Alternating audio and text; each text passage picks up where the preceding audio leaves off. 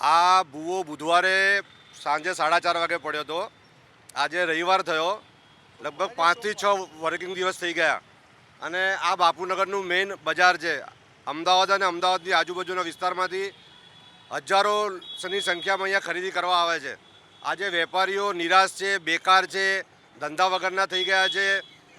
Main વસ્તુ અહીંયા AMTS બસ બંધ થઈ ગઈ છે, લોકોની અવરજવર પણ બંધ થઈ ગઈ છે.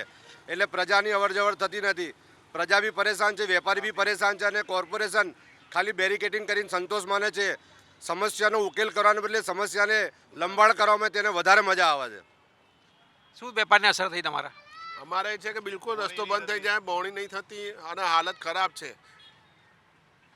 કેટલા સમયથી ભૂવો પડ્યો છે? શું થવું જોઈએ, શું માનો છો? કારણ કે અધિકારીઓ દેખાતા નથી, ફક્ત બેરિકેડ લગાયા છે.